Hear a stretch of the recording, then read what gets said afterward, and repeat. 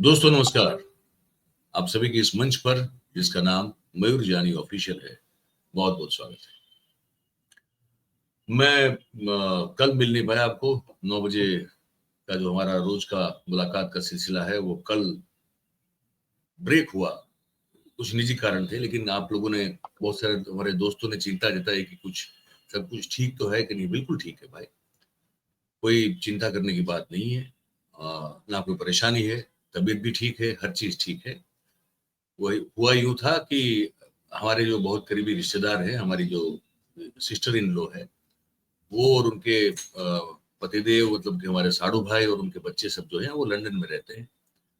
तो उनका जो है वो आगमन होना था कल रात को देर, अहमदाबाद में कुछ 2:30-3 बजे की उनकी अराइवल थी। तो करते करते जो है भाई साहब वो 5-6 तो घर पहुंचते बज गए, और थकान जबरदस्त थी। तो मुश्किल था 9 बजे आपसे बैठ के बात करना। बस यही कारण था, इसके चलते हम आपसे मुलाकात नहीं कर पाए। और सब कुछ ठीक है, तो आप कोई चिंता ना करें। अब आते हैं आज के मुद्दे पे। एक बड़ा अद्भुत सा मॉडल जो है ना, मैं आपको गुजरात सरकार का, तो ये सिर्फ गुजरात सरकार का नहीं है, सुनिए। ये पूरे देश में जहां जहां भी भाजपा की सरकार है, वो हर प्रदेश की सरकार का मॉडल है जहां पे भाजपा सत्ता में बैठी हुई है। वो मॉडल जो है उसका थोड़ा हम थोड़ा थोड़ा जो है परत खोलने की कोशिश करेंगे उसकी, है ना, कुछ परतें खोलेंगे उसकी। हमारे यहाँ एक अखबार है, बहुत अच्छा अखबार निकल रहा है, उसका नाम है गुजरात समाचार। गुजरात समाचार में एक रिपोर्ट छपी है, और वो रिपोर्ट हमको बड़ी पसंद आई। तो हमने सोचा कि उसी रिपोर्ट पे आज जो है आपसे बात करते हैं। रिपोर्ट हमने खोल के हमारे सामने नीचे रखी हुई है यहाँ पे।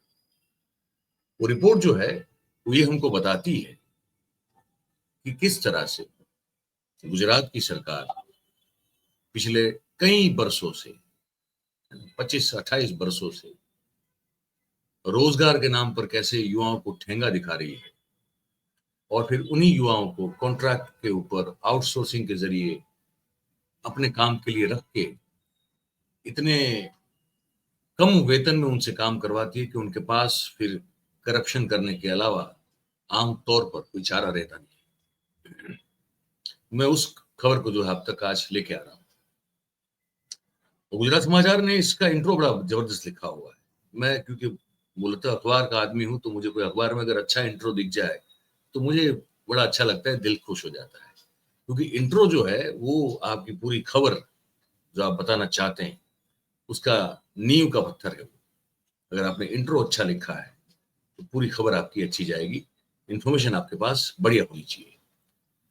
तो मैं उसका सार बताऊंगा आपको। गुजरात समाचार ने जो लिखा है, जो मैं भी बिल्कुल उससे सहमत हूं, तो इसलिए हमारे और उस गुजरात समाचार की सोच में कोई मतभेद नहीं है। तो मैंने कहा कि इसी से बात करें, इसी का इस्तेमाल करते हुए बात करें आपसे। ये है कि गुजरात सरकार का करप्शन का मॉडल क्या है।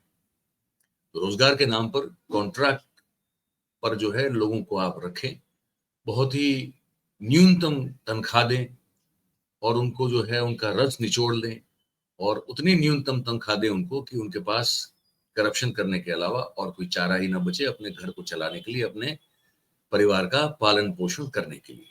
मजबूर हो जाते हैं लोग। और ये सरकार का जो विकास मंत्र है भाई साहब, वो ये है कि कॉन्ट्रैक्ट बेस, आउटसोर्सिंग बेस जो है, आप नौकरी दो, नौकरी देके उन कर्मचारियों का शोषण करो, और टैक्स वसूली जहां जिस तरह से जिनके पास से करनी होती है वो इतनी कमजोर और इतनी, जिसे कहते हैं ना कि मतलब कि वीक करो, ताकि जो पैसे वाले लोग हैं वो सही सलामत रहें, और जो आम लोग हैं, आम जनता है, उनका रस निचोड़ के जो है वो उनको खत्म कर दिया जाए। ये तरीका चल रहा है भाई साहब काफी लंबे अरसे से। मैं कुछ आपको फिगर बताता हूँ, वो फिगर बड़े अद्भुत है। आप उनको सुनेंगे तो आपको लगेगा कि अगर इतनी तनख्वाह अगर किसी को मिलती है तो वो कैसे अपने परिवार का जीवन यापन चला पाए। आपको बता दें कि जो लोग पूरे दिन, धूप हो या बारिश हो या तो ठंड हो, धूल मिट्टी सब उड़ रही है ना, लोग आके उनसे जो है वो झगड़ा भी करते हैं। कुछ अगर बड़े रसूखदार अमीर बाप के बैठे लड़का लड़की हो तो उनके साथ गाली गलौज भी करते हैं, कोई तो हाथ भी उठा लेता है। और ये सब जो सहन करता है वो टीआरबी का जवान सहन करता है ट्रैफिक पुलिस में, जिसकी कॉन्ट्रैक्ट बेस पर उसको रखा जाता है। वो टीआरबी का जवान जो पूरा दिन ये करता है, जिन पर भ्रष्टाचार के बहुत आरोप लगते हैं, बहुत सारी बार उनको सस्पेंड कर दिया जाता है, बहुत सारी बार ऐसे बहुत किस्से हैं जहां पे टीआरबी के जवानों को नौकरी से निकाल दिया जाता है।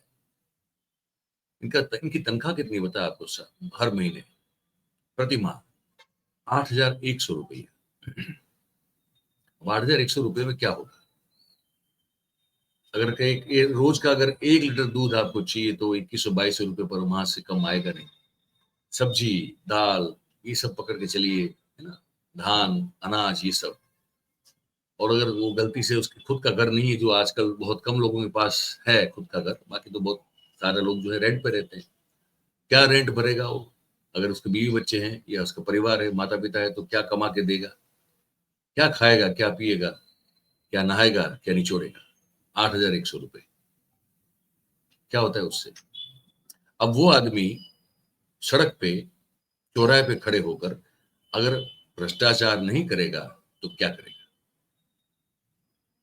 मॉडल ही जो है सरकार ने ऐसा बनाया है कि आम आदमी जो इस तरह की नौकरियां कर रहा है सरकारी, वो मजबूर हो जाए करप्शन करने के लिए। एक और मैं आपको बताता हूँ, वो जो प्रवासी शिक्षक होते हैं, जो जिनका कोई ठिकाना नहीं होता, जिनका कोई बेस नहीं होता, वो उनको जहाँ खाली जगह होती है वहां उनको बढ़ाने के लिए भेज दिया जाता है। वो जो बच्चों का भविष्य संवारने की जिम्मेदारी जिनके पास है, वो लोग, उनकी तनख्वाह क्या है? उनकी तनख्वाह है 12,000 रुपया पर माह। 12,000 सिर्फ। उसमें उनको जहाँ उनको जाना होता है, उनका वो आना जाना से लेके हर चीज जो उसमें उनको मिल जाती है, उन्हीं उसी में से उनको देखना होता है उस 12,000 से। और फिर जो उसके ऊपर शिरमोर समान जो बात है वो ये है कि इनको तनख्वाह भी टाइम पे नहीं मिलती है। 2-2 महीना, 3-3 महीना, कई बार हमारे पास ये किस्से आए कि 6-6 महीने तक इनको तनख्वाह नहीं मिलती है। ये लोग क्या करेंगे? ज्ञान सहायक बड़ी विचित्र योजना इस सरकार ने लागू की है। पढ़े लिखे नौजवान, युवा हो या युवान हो, मतलब युवा हो या युवती हो, वो जीवन के 25-26 साल जो है अपनी पढ़ाई लिखाई में डालते हैं, टेट और टाट वगैरह सब पास करते हैं। फिर उनको उम्मीद होती है कि वो टीचर बनेंगे, उनको परमानेंट जॉब मिलेगी, तो अपने परिवार का और अपना भविष्य जो है वो सुरक्षित कर पाएंगे। लेकिन सरकार है हमारी कि उनको नौकरी देनी नहीं है, तो सरकार ने स्कीम निकाली कि भैया आपको कॉन्ट्रैक्ट पे रखेंगे हम, है ना, 11 महीने का कॉन्ट्रैक्ट। आपने पढ़ाई लिखाई जो भी की हो वो आपकी मर्जी है, लेकिन आपको कॉन्ट्रैक्ट मिलेगा 11 महीने का। हर 11 महीने में वो कॉन्ट्रैक्ट रिन्यू होगा और आपको तनख्वाह हम देंगे सिर्फ 20,000 रुपये। 25 साल 26 साल की उम्र तक मन लगा के पढ़ाई करने के बाद, अच्छे मार्क्स लाने के बाद, अच्छी तरह से परीक्षा को उत्तीर्ण करने के बाद भी हमारे राज्य के युवा और युवती जो है, नौजवान जो है, उनकी हालत ये है। कॉन्ट्रैक्ट पे आओ, काम करो और 20,000 रुपया लेके जाओ। वो क्या करेगा? क्लार्क और उसके समकक्ष की जो पोजीशन होती है, उनकी तनख्वाह कितनी है भाई साहब? 12,000 रुपये। तो वो फिर फाइल आगे बढ़ाने का पैसा लेगा कि नहीं लेगा? क्या करेगा? हम्म? सचिवालय जो होते हैं हर जगह, हर प्रदेश में होते हैं सरकार के, उनके स्टाफ जो होते हैं वो सब कॉन्ट्रैक्ट पे जो रखे हैं, उन सब के तनख्वाह कितनी है? 15,000 रुपये। ठीक। कोर्ट्स हमारे जो हैं, lower courts, district courts, metro courts, ये सब कोर्ट्स जो हैं, उनमें जो कॉन्ट्रैक्ट बेस्ड लोग, आउटसोर्सिंग बेस्ड लोग जो होते हैं, उनकी तनख्वाह क्या है? मासिक, पर माह, प्रति माह 15,000। सफाई कर्मचारी जो मेलाट होते हैं, शहर को, इलाके को साफ रखने की जिम्मेदारी जिनकी होती है, तो और तो कोई करना नहीं चाहता, वो वही करते हैं। और उनकी तनख्वाह क्या है पर मंथ? वो तनख्वाह है 10,000 रुपया सिर्फ पर मंथ। ठीक है।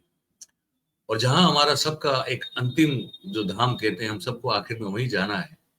हिंदू हो तो स्मशान में जाएगा, है ना। स्मशान में जो काम करने वाले कर्मचारी है, उसकी पर मंथ सैलरी क्या है पता है आपको? कॉन्ट्रैक्ट पे रखे हैं इनको 5,000 रुपया। ये समझ में नहीं आ रहा है। अच्छा, जो कॉर्पोरेशन में जो दिहाड़ी पे लोग रखे जाते हैं, वो 400-500 रुपए मैक्सिमम उनको दिए जाते हैं। ठीक है। सवाल ये है कि ये जो सरकार है हमारी, ये जो मॉडल हमको दिखाई दे रहा है विकास का, रोजगारी का, जो पोस्टर में बहुत बढ़िया सा अच्छा सा हमको दिखाई देता है, वो उतना फूल गुलाबी है नहीं। ठीक है, हर स्तर पर सिर्फ बातें बातें, वादे, बड़े बड़े वादे, और उसकी सिर्फ जो है वो फिर उसके प्रचार और उसके प्रसार के लिए करोड़ों रुपए फूके जाते हैं। ये सब हो रहा है, लेकिन जमीन पे काम क्या हो रहा है? तो जमीन में मैंने बताया काम ये हो रहा है, रोजगार इस तरह से दिया जा रहा है। और ऐसे कितने कर्मचारी है पूरे गुजरात में, आपको बता दूं 5 लाख कर्मचारी कॉन्ट्रैक्ट या तो आउटसोर्सिंग पर यहाँ पे काम कर रहे हैं। मतलब कि 5 लाख परिवार ऐसी शोषण करने वाली सरकार की नीति के भोग बने हुए हैं गुजरात में। ये मिनिमम आंकड़ा बता दूंगा। ठीक है, सवाल ये होता है कि कोई भी विभाग इससे अछूता नहीं है। आप हर मतलब समझ लीजिए ऑलमोस्ट सभी गवर्नमेंट डिपार्टमेंट की सीन है ये, कि हर एक गवर्नमेंट डिपार्टमेंट जितने भी नगर निगम है, महानगर निगम है, वहां पे police department, health department, post department, airport, है ना, शिक्षा विभाग, जहां जहां भी लोगों की जरूरत होती है काम करवाने के लिए, वहां उनको परमानेंट जॉब नहीं दी जा रही, या तो उनको आउटसोर्स किया जा रहा है या उनको कॉन्ट्रैक्ट बेस रखा जा रहा है। ठीक है, मतलब कि सचिवालय में जो जगह खाली पड़ती है, तो वहां पर भी जो वो निवृत्त हो चुके हैं उन कर्मचारियों को या अधिकारियों को फिर से कॉन्ट्रैक्ट दिया जाता है कि आप यहाँ काम कीजिए, लेकिन नए लोगों को नौकरी नहीं दी जाती है और उनका भी शोषण किया जाता है। 35 रुपए का लीटर पेट्रोल जो है उस पर 65 रुपए आप टैक्स और सेस लगा देते हैं, और 100 रुपए का पेट्रोल जो है आप हमको आपको हम सभी को बेचा जा रहा है। वास्तविकता है। लेकिन वही सरकार अपने नेताओं के ट्रांसपोर्टेशन के लिए, उनके आवागमन के लिए, उनकी आवभगत के लिए लाखों करोड़ों रुपए का खर्च किसी को पूछे बगैर कर देती, क्योंकि उनको पूछने वाला कोई है नहीं। लेकिन वही सरकार जब लोगों को नौकरी देने की बात आती है तो कैसा तनख्वाह देती है, किस तरह की देती है? 8,100, 12,000, 20,000, 15,000, 10,000, 8,000, 5,000, ये तनख्वाह ये दी जा रही है। कैसे चलेगा ये समझ में नहीं आ रहा, लेकिन ये चला रहे हैं लोग, दबा के, डर और दमन के आधार पर इस तरह का काम गुजरात में किया जा रहा है। और सिर्फ गुजरात में नहीं, जैसे मैंने पहले आगे भी कहा, जहां जहां भी भाजपा की सरकार है, जितने भी प्रदेशों में है, हर जगह पे ये काम किया जाता है। ठीक है, तो ये जो 5 लाख परिवार गुजरात में है, उनके साथ जो अन्याय हो रहा है वो हो ही रहा है। कोई ना कहने वाला है, ना रोकने वाला है, ना कोई टोकने वाला है। ठीक है, अब ये 5-10 हजार 15,000 की तनख्वाह वाले अगर करप्शन नहीं करेंगे, भ्रष्टाचार नहीं करेंगे, तो फिर वो क्या करेंगे? हरिभजन करेंगे? क्या करेंगे वो? कितने लोग होते हैं इस दुनिया में जो किसी भी स्थिति में अपने सिद्धांतों के साथ समझौता नहीं करते? बहुत कम लोग होते हैं, तो उस पर चलना बहुत मुश्किल है ना? तो ये अगर मॉडल ही सरकार ने ये बना के रखा हो, जहाँ पे आपको मजबूरन, अगर आप न भी चाहें तब भी आपको जो है ऊपर की कमाई करने की मजबूरी हो जाए, तो क्या करोगे आप? ये सरकार ये मॉडल चला रही है ना? प्रधानमंत्री आते हैं यहाँ गुजरात में या कहीं भी, जैसे मोरबी वाला आपको किस्सा याद होगा, मोरबी में वो जो पुल जो था, ब्रिज था, वो टूटा, 140 के आसपास लोग मरे। प्रधानमंत्री उनके खबर पूछने के लिए जाना चाहते थे मोरबी, उनकी खबर पूछने के लिए जाने का खर्च जो है वो 10 करोड़ के आसपास का कुछ पड़ा है। क्यों? तो रोड ठीक करवा दिए गए, कलर करवा दिए गए, बिल्डिंग को ठीक करवा दिया गया। क्यों? प्रधानमंत्री आ रहे हैं। अच्छा, फिर वो प्रधानमंत्री के और खर्चे हैं, वो तो अलग हैं। वो तो एक बार शीतल पी सिंह साहब ने हमारे साथ बातचीत में बताया था। उनका तो कहना है कि प्रतिदिन प्रधानमंत्री का खर्चा इतना है कि आप अगर सोचोगे तो, मतलब आप अगर सुनोगे तो आप तो सो नहीं पाओगे रात को। वो तो कुछ करोड़ों की बात कर रहे हैं पर डे। खैर, सवाल ये है कि नेताओं को, मंत्रियों को, पदाधिकारियों को जो सहूलत दी जा रही है, सुविधाएं दी जा रही है, वो तो हमारे पैसे से है। तो वहां खर्च करने में कोई रोक नहीं रहा है। लेकिन अगर आपको लोगों को रोजगार देना है तो आपको बहुत तकलीफ हो रही है। कह रहा है, कहा ही जाता है तब कि तिजोरी जो है, ट्रेजरी जो है सरकार की, उस पर बहुत बोझ पड़ेगा अगर हमने लोगों को परमानेंट जॉब दे दी। और ये मैं कोई इमेजिनरी सेंटेंस नहीं कह रहा हूँ, ये नितिन पटेल जो हमारे पूर्व उप मुख्यमंत्री रह चुके हैं, उन्होंने 2012 में ये कहा था, जब फिक्स तनख्वाह आधारित लोगों का केस हाईकोर्ट में चल रहा था और हाईकोर्ट ने आदेश दिया कि इनको परमानेंट किया जाए और उनको सभी लाभालाभ शुरुआत से दिए जाएं, तब ये नितिन पटेल का निवेदन था कि अगर ये करेंगे तो कुछ 8,000 या कुछ करोड़ का बोझा जो है वो हमारी तिजोरी में आ जाएगा। तो ये आप जो उत्सव मनाते हैं, सेलिब्रेशन करते हैं, सरकारी तिजोरी का खर्च कर वहां से पैसे उठा के, जो पैसा लोगों के टैक्स का है, वो दिए जलाते हैं 21 लाख, या तो यहाँ कुछ ये सब कर लेते हैं। तरह तरह के उत्सव का आयोजन होता है, वहां जो पैसा खर्च होता है वो पैसा कहाँ से आता है? वो खर्च करने में आपको तिजोरी पे बोझ नहीं लगता है क्या? लेकिन अगर आपको रोजगार देना है तो आपको बोझ लगता है। ठीक है, एक और बात करते हैं इसमें, साथ साथ वो भी देखना पड़ेगा ना कि उद्योगपति जो है बड़े बड़े, उनके साथ क्या हो रहा है। उनके कर्ज माफ किए जा रहे हैं, उनके कर्ज माफ किए जा रहे हैं। वो लाखों करोड़ों के आंकड़ों में कर्ज होते हैं, वो रिटर्न ऑफ कर देते हैं, वेव कर देते हैं। किसी सुना है कभी कोई किसान का, कोई गरीब आदमी का, कोई आम आदमी का कर्ज जो है वो किसी बैंक ने माफ किया हो? नहीं होता, लेकिन इनका हो जाता है। ठीक है, क्या करेंगे इस सब चीजों को लेकर? इसका कोई इलाज नहीं है। इलाज यही है कि अगर आप व्यवस्था पर परिवर्तन करेंगे तो कुछ ठीक होगा, वरना आप ऐसे ही जो है हम और आप सब लोग अब पॉपकॉर्न भी नहीं खा पाएंगे भाई साहब, क्योंकि उसको टैक्स लग रहा है। ठीक है, तो ये बताना था आपको कि ये मॉडल जो है वो बड़ा सुव्यवस्थित रूप से अपना काम कर रहा है, और किस तरह से शोषण कर रहा है, किस तरह से रोजगार सर्जन के नाम पर शोषण कर रहा है, और जो बड़े लोग हैं उनको ऐश करवा रहा है, उनकी चांदी करवा रहा है। यही बताना था। विकास का ये मॉडल आपके समक्ष प्रस्तुत करना था, हमने कर दिया।